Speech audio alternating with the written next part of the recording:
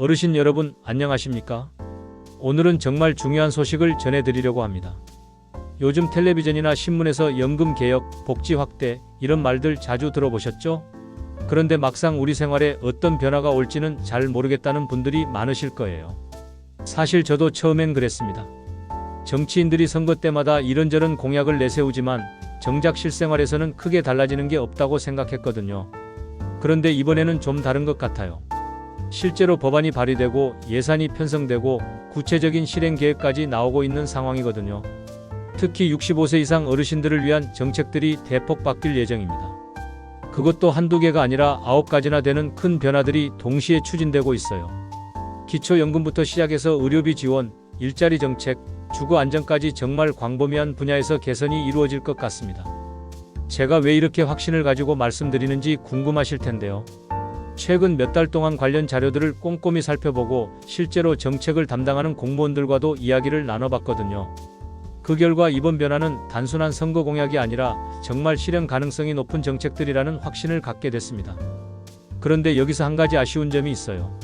이렇게 중요한 변화들이 예정되어 있는데도 정작 당사자인 어르신들께는 제대로 된 정보가 전달되지 않고 있다는 거예요. 복잡한 용어들로 가득한 정책 발표문이나 이해하기 어려운 법조문들만 나돌 뿐이죠. 예를 들어서 기초연금 부부감액제도 개선 방안이라고 하면 무슨 말인지 바로 이해하기 어렵잖아요. 하지만 이걸 쉽게 풀어서 설명하면 부부가 함께 살아도 연금이 줄어들지 않도록 바꾸겠다는 뜻이거든요. 이렇게 말하면 훨씬 이해하기 쉽죠. 그래서 오늘은 이런 어려운 정책 용어들을 모두 쉬운 말로 바꿔서 실제로 우리 생활에 어떤 영향을 줄지 구체적으로 설명해 드리려고 합니다. 단순히 정책 내용만 나열하는 게 아니라 실제 사례를 들어가면서 여러분이 직접 체감할 수 있는 변화들을 중심으로 말씀드릴게요. 먼저 가장 많은 분들이 관심을 가지고 계실 기초연금 이야기부터 시작해 보겠습니다.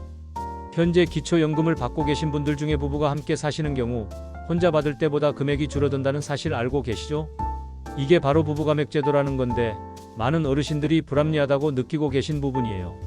실제로 제가 만난 한 어르신 부부는 이런 말씀을 하시더라고요.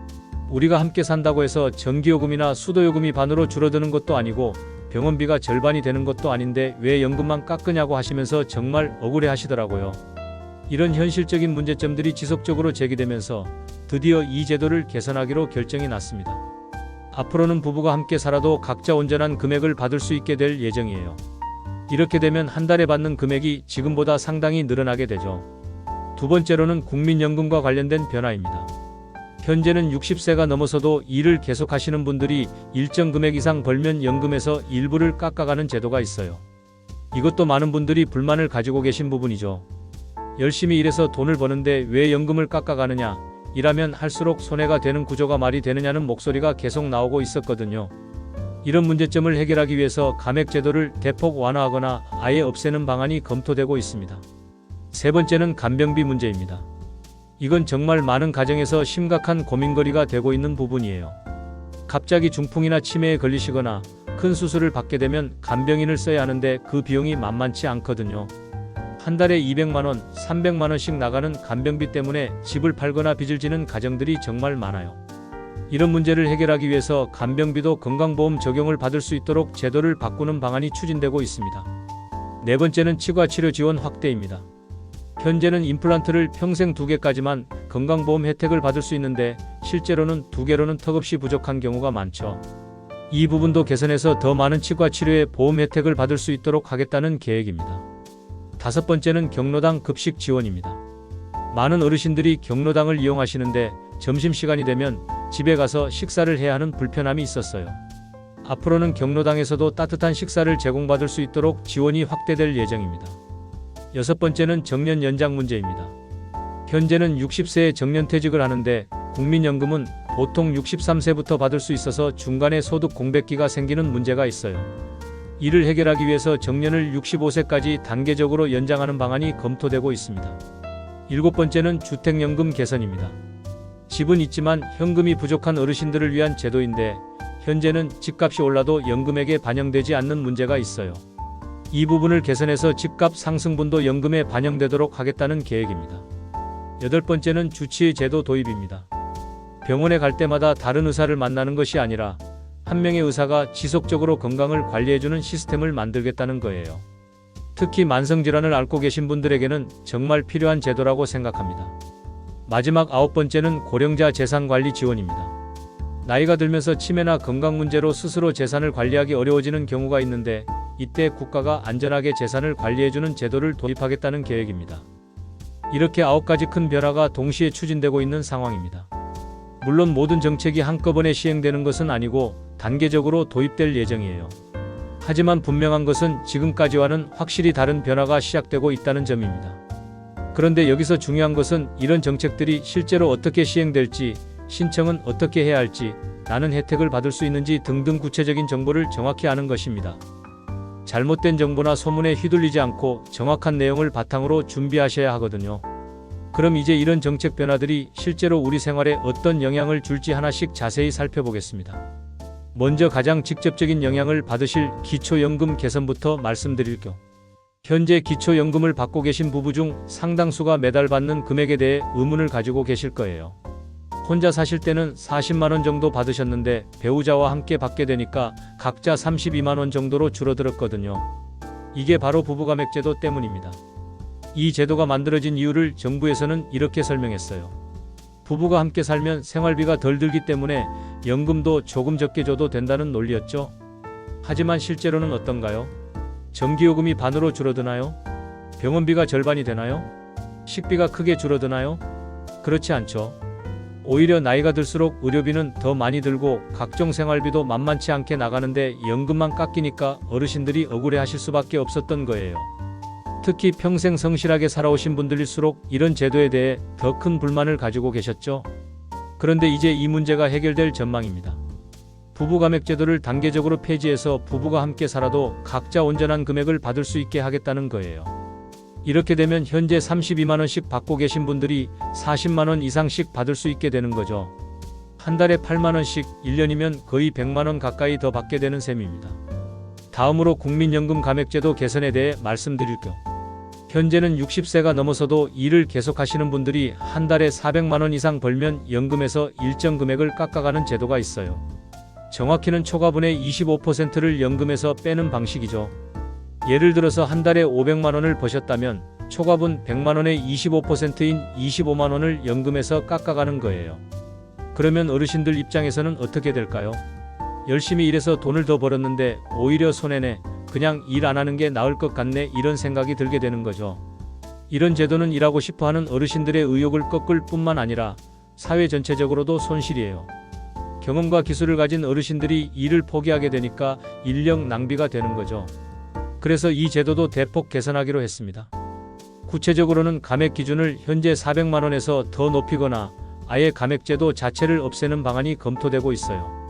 이렇게 되면 건강하고 일할 의욕이 있는 어르신들이 마음 놓고 경제활동을 계속하실 수 있게 되겠죠. 세 번째로 간병비 지원 확대에 대해 말씀드릴 겸, 이 문제는 정말 많은 가정에서 심각한 고민거리가 되고 있어요. 갑자기 중풍이나 치매에 걸리시거나 큰 수술을 받게 되면 간병인이 필요한데 그 비용이 만만치 않거든요. 보통 간병인 비용이 한 달에 200만원에서 300만원 정도 들어요. 그런데 이게 한두 달로 끝나는 게 아니라 몇 년씩 계속되는 경우가 많죠.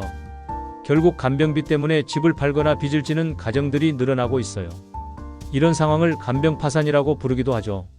문제는 병원비는 건강보험이 적용되지만 간병비는 전액 본인 부담이라는 점이에요. 똑같이 치료와 관련된 비용인데 왜 간병비만 보험 적용이 안 되느냐는 불만이 계속 제기되어 왔거든요. 이제 이 문제도 해결될 전망입니다. 간병비를 건강보험 적용 대상에 포함시켜서 개인이 부담하는 비용을 크게 줄이겠다는 계획이에요. 물론 전액을 국가에서 부담하는 것은 아니지만 현재보다는 훨씬 부담이 줄어들 것으로 예상됩니다. 또한 꼭 병원에 입원하지 않더라도 집에서나 지역복지센터에서 돌봄 서비스를 받을 수 있도록 하는 통합돌봄 서비스도 함께 확대될 예정이에요. 이렇게 되면 간병비 부담도 줄고 어르신들도 더 편안한 환경에서 치료받으실 수 있게 되겠죠. 치과치료 지원 확대도 많은 분들이 관심을 가지고 계실 부분이에요. 현재는 임플란트를 평생 2개까지만 건강보험 혜택을 받을 수 있는데 실제로는 2개로는 턱없이 부족한 경우가 많죠. 이가 여러 개 빠지신 분들에게는 2개 지원으로는 근본적인 해결이 어려운 거예요. 게다가 임플란트 하나에 100만원 이상 들어가니까 여러 개를 해야 하는 분들은 경제적 부담이 정말 클 수밖에 없어요. 그래서 치료를 미루시거나 아예 포기하시는 분들도 많고요. 이런 문제를 해결하기 위해서 임플란트 건강보험 적용 개수를 늘리거나 적용 연령을 낮추는 방안이 검토되고 있어요. 또한 틀니나 다른 치과 치료에 대한 보험 적용도 확대할 계획이라고 합니다. 동시에 주치의 제도도 도입될 예정이에요. 이건 병원에 갈 때마다 다른 의사를 만나는 것이 아니라 한 명의 의사가 지속적으로 건강을 관리해주는 시스템이에요. 특히 고혈압, 당뇨병, 관절염 같은 만성질환을 앓고 계신 분들에게는 정말 필요한 제도죠. 지금은 병원에 갈 때마다 처음부터 증상을 설명해야 하고 의사도 환자의 상태를 정확히 파악하는 데 시간이 걸려요. 하지만 주치의 제도가 도입되면 의사가 환자의 병력과 상태를 정확히 알고 있으니까 더 효과적인 치료가 가능해지겠죠. 경로당 급식 지원도 많은 어르신들의 생활에 직접적인 도움이 될 것 같아요. 현재도 경로당을 이용하시는 분들이 많은데 점심시간이 되면 집에 가서 식사를 하거나 도시락을 싸오셔야 하는 불편함이 있었거든요. 특히 혼자 사시는 어르신들의 경우 경로당에서 다른 분들과 함께 식사할 수 있다면 영양관리에도 도움이 되고 사회적 교류에도 좋을 것 같아요. 앞으로는 경로당에서 주 5일 이상 따뜻한 식사를 제공받을 수 있도록 지원이 확대될 예정입니다.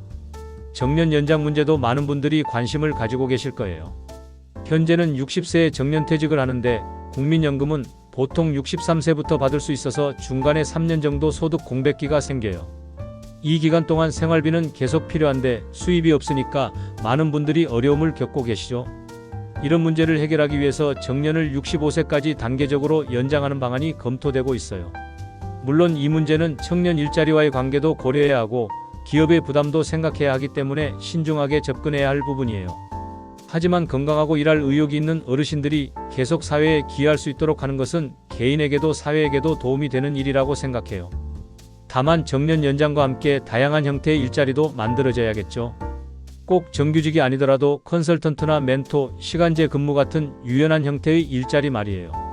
주택연금 개선도 집은 있지만 현금이 부족한 어르신들에게는 중요한 변화가 될 것 같아요. 현재 주택연금 제도는 집을 담보로 맡기고 매달 연금을 받는 방식인데 문제는 집값이 올라도 연금액에는 반영이 안 된다는 점이에요. 예를 들어서 10년 전에 2억 원짜리 집으로 주택연금을 신청했는데 지금은 그 집이 4억 원이 됐다고 해도 매달 받는 연금은 여전히 2억 원을 기준으로 계산되는 거죠. 이런 부분을 개선해서 집값 상승분도 어느 정도 연금에 반영되도록 하겠다는 계획입니다. 마지막으로 고령자 재산관리 지원에 대해 말씀드릴 겸 나이가 들면서 치매나 다른 건강 문제로 스스로 재산을 관리하기 어려워지는 경우가 있어요. 지금까지는 자녀에게 맡기거나 개인적으로 해결해야 했는데 때로는 문제가 생기거나 분쟁이 일어나기도 했죠. 앞으로는 국가나 공공기관이 어르신의 재산을 안전하게 관리해주는 제도가 도입될 예정이에요. 어르신이 원하는 방식으로 재산을 사용하되 투명하고 안전하게 관리해주는 시스템인 거죠. 이렇게 되면 재산을 뺏기거나 잘못 사용될 걱정 없이 안심하고 노후를 보내실 수 있을 것 같아요. 지금까지 말씀드린 9가지 변화들을 종합해보면 정말 큰 전환점이 다가오고 있다는 것을 느끼실 수 있을 거예요. 기초연금 부부감액제도 폐지로 매달 받는 금액이 늘어나고 국민연금 감액제도 개선으로 일하는 어르신들이 더 이상 손해를 보지 않게 되고 간병비와 치과 치료비 부담도 크게 줄어들 예정입니다. 여기서 중요한 것은 이런 변화들이 단순히 복지 혜택을 늘려주는 차원을 넘어서 어르신들의 존엄성과 자립성을 높여주는 방향으로 설계되고 있다는 점이에요. 예를 들어서 정년 연장이나 국민연금 감액제도 개선 같은 경우는 일하고 싶은 어르신들이 마음 놓고 일할 수 있는 환경을 만들어주는 거거든요. 또한 주치의 제도나 고령자 재산관리 지원 같은 경우는 단순히 돈을 지원해주는 것이 아니라 어르신들이 더 안전하고 체계적으로 건강과 재산을 관리할 수 있도록 도와주는 시스템이에요. 이런 접근 방식은 과거의 일방적인 복지 정책과는 확실히 다른 모습입니다. 그런데 여기서 한 가지 당부드리고 싶은 말씀이 있어요. 이런 좋은 정책들이 나와도 정작 혜택을 받아야 할 어르신들이 모르고 지나가는 경우가 너무 많다는 거예요. 복잡한 신청 절차나 어려운 서류 때문에 포기하시는 분들도 계시고 잘못된 정보 때문에 오해하시는 분들도 계시거든요. 실제로 기존에도 좋은 제도들이 많이 있었지만 홍보가 부족하거나 신청 방법이 복잡해서 혜택을 받지 못하신 분들이 상당히 많았어요. 이번에는 그런 일이 반복되지 않도록 미리미리 정보를 파악하고 준비하시는 것이 중요합니다. 특히 이런 정책 변화들은 대부분 단계적으로 시행되기 때문에 언제부터 어떤 혜택을 받을 수 있는지 정확한 일정을 아는 것이 필요해요. 예를 들어서 기초연금 부부가맥제도 폐지는 내년부터 시작될 수도 있고 간병비 건강보험 적용은 몇 년 후에 본격적으로 시행될 수도 있거든요. 또한 지역별로 시행 시기나 방법이 다를 수도 있어요. 어떤 지역은 시범사업부터 시작해서 점차 확대하는 방식을 택할 수도 있고 어떤 지역은 한꺼번에 시행할 수도 있죠. 그래서 본인이 살고 계신 지역의 구청이나 동사무소에서 정확한 정보를 확인하시는 것이 중요합니다. 그리고 이런 정책들이 성공적으로 정착하려면 어르신들의 적극적인 참여와 관심도 필요해요. 좋은 제도가 만들어져도 실제로 사용하는 사람들의 피드백이 없으면 문제점을 개선하기 어렵거든요. 혹시 제도를 이용하시면서 불편한 점이나 개선이 필요한 부분이 있으시면 적극적으로 의견을 제시하시는 것도 중요합니다. 한편으로는 이런 변화들이 가져올 사회적 영향도 생각해 볼 필요가 있어요. 어르신들의 경제적 부담이 줄어들고 건강관리가 체계화되면 가족들의 부담도 함께 줄어들게 되겠죠. 특히 간병비 지원이나 주치의 제도 같은 경우는 중장년층 자녀들에게도 큰 도움이 될 것 같아요. 또한 정년 연장이나 국민연금 감액제도 개선으로 건강한 어르신들이 계속 경제활동을 할 수 있게 되면 사회 전체의 생산성도 높아질 것으로 예상됩니다. 경험과 기술을 가진 어르신들이 사회에 계속 기여할 수 있게 되는 거니까요.